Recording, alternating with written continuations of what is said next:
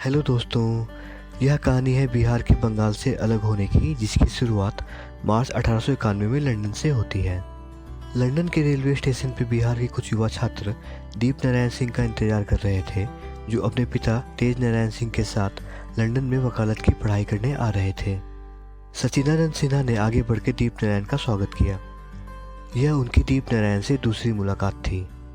इन दोनों की पहली मुलाकात 1888 के दिसंबर में इलाहाबाद के कांग्रेस सम्मेलन में हुई थी। आगे चलकर इन दोनों में घनिष्ठ मित्रता हुई और इन दोनों ने बिहार के निर्माण में प्रमुख भूमिका निभाई। सच्चिदानंद सिन्हा एक साल से लंदन में रह रहे थे और पढ़ाई के अलावा उनकी राजनीतिक और सामाजिक गतिविधियां भी शुरू हो चुकी थीं।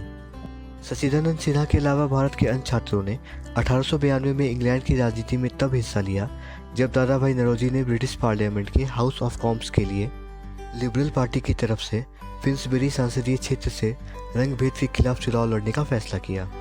परिणाम यह हुआ कि दादाभाई चुनाव जीत गए। यह ब्रिटिश संसदीय इतिहास में एक क्रांति थी, क्योंकि दादाभाई वह प्रथम भारतीय थे और यहाँ तक कि प्रथम एशियाई थे जिन्होंने यह सफलता हासिल की थी।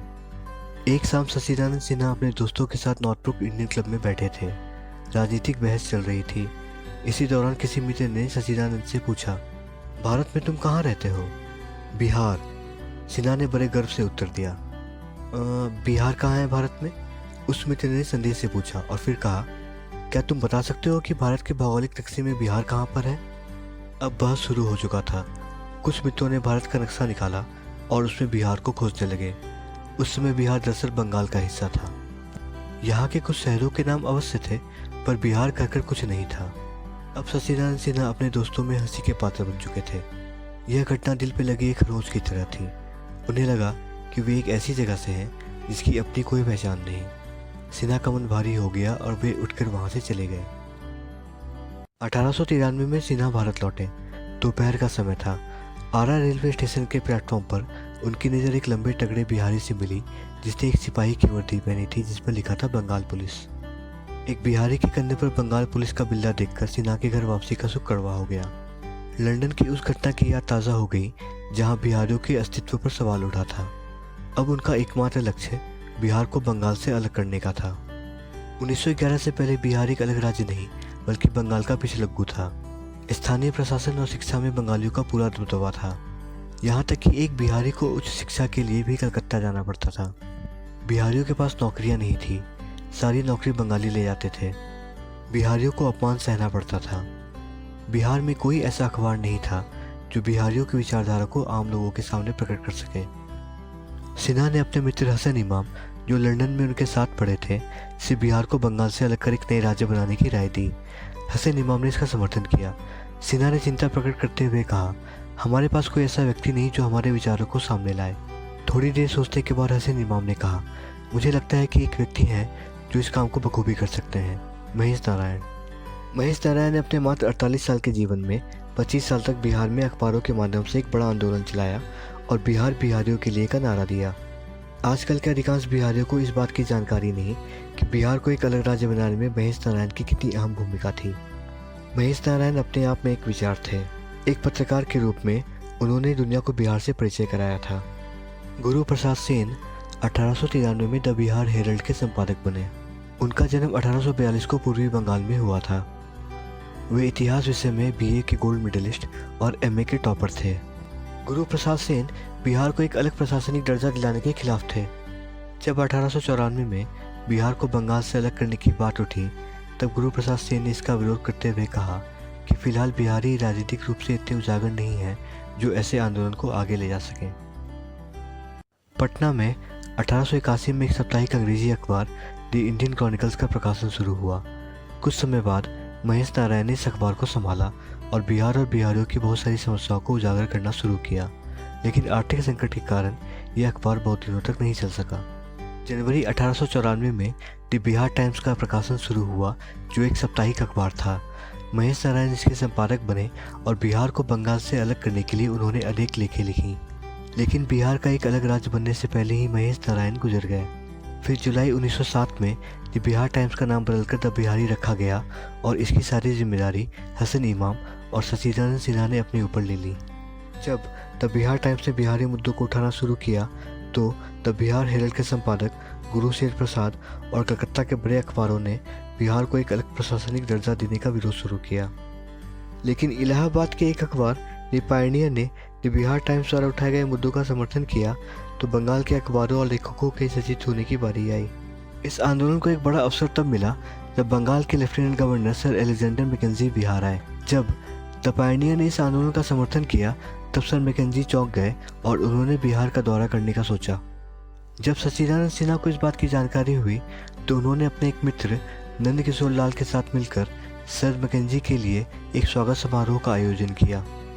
नंद किशोर लाल ने अपने संबोधन में बिहार को एक अलग प्रशासनिक राज्य बनाने की बात रखी, मगर लेफ्टिनेंट गवर्नर ने इस बात को मजाक में उड़ा दिया और इस योजना को स्वीकृति नहीं मिली। 1904 में लॉर्ड कर्जन ने बंगाल के विभाजन का प्रस्ताव रखा। इस योजना के अनुसार एक नया राज्य बनता, पूर्वी बंगाल और असम, जिसकी राजधानी ढाका होती। इस प्रांत में मुसलमानों का बहुमत होता।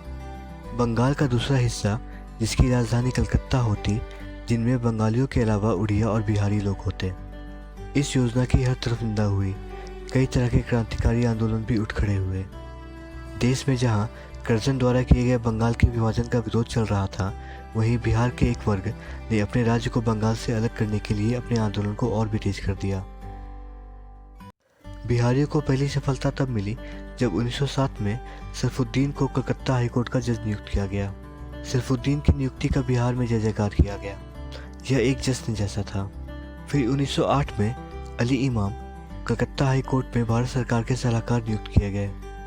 यह पहली बार हो रहा था कि बिहारियों की इतनी बड़ी ओहदे पर नियुक्तियां हो रही थी। अब बिहारियों को लगने लगा कि वे अपने लक्ष्य के नज़दीक आ रहे हैं। एक दिन लॉर्ड मिंटो ने सचिदानंद सिन्हा को भोजन पर आमंत्रित किया। बात यह था कि लॉर्ड सिन्हा ने भारत सरकार के लॉ मेंबर के पद से इस्तीफा दे दिया था। लॉर्ड सिन्हा उन दिनों भारत में एक बड़ी हस्ती थे। वे पहले भारतीय थे जो वायसराय के कार्यकारी परिषद के सदस्य और ब्रिटिश मंत्रालय में मंत्री थे। लॉर्ड मिंटो ने सचिदानंद सिन्हा से कहा कि वे इस पद पर किसी योग्य मुसलमान को रखना चाहते हैं। सिन्हा ने अली इमाम की सिफारिश की। लॉर्ड मिंटो ने इस बारे में विचार किया और अली इमाम को इस बारे में जानकारी देने को कहा। सचिदानंद सिन्हा कलकत्ता गए और अली इमाम से मिले। उन्होंने बताया कि लॉर्ड सिन्हा ने लॉ मेंबरशिप के पद से इस्तीफा दे दिया है और यह तय किया गया है कि अब आप इस पद को संभालें। शुरुआत में अली इमाम ने इस प्रस्ताव को ठुकरा दिया। सिन्हा के लिए यह एक बहुत बड़ा झटका था।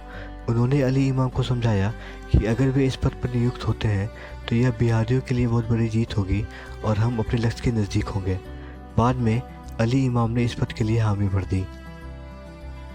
अंत में बिहार के लिए वह समय आ गया। दिसंबर 1911 में दिल्ली दरबार के आयोजन की घोषणा हुई। 12 दिसंबर को सम्राट जॉर्ज V की ताशपेशी हुई। भारत की राजधानी कलकत्ता से हटकर दिल्ली कर दी गई। साथ साथ बंगाल का विभाजन करते हुए बिहार तथा उड़ीसा को मिलाकर एक नए प्रांत बनाने की घोषणा की गई। 1916 में बिहार में एक हाई कोर्ट और 1917 में पटना में एक यूनिवर्सिटी की स्थापना की गई। आगे चलकर 1936 में उड़ीसा भी बिहार से अलग हो गया। इस तरह सचिदानंद सिन्हा ने बिहार को एक अलग राज्य बनाने में एक अहम भूमिका निभाई। आज़ादी के बाद सिन्हा संविधान सभा के पहले अध्यक्ष बने। सिन्हा पढ़ने के बहुत शौकीन थे। उन्होंने 1924 में पटना में एक लाइब्रेरी की स्थापना की जिसे सिन्हा लाइब्रेरी के नाम से जाना जाता है। बिहार 1911 में बिहार के निर्माण की कहानी विस्तार से बताई गई है। अगर आप हिस्ट्री के स्टूडेंट हैं या बिहार के इतिहास में रुचि रखते हैं तो यह किताब आपके लिए है। यह किताब फ्लिपकार्ट, नाम्या प्रेस और अन्य ऑनलाइन प्लेटफॉर्म पर उपलब्ध है। आप डिस्क्रिप्शन में दिए गए लिंक से खरीद सकते हैं। अपना समय देने के लिए शुक्रिया।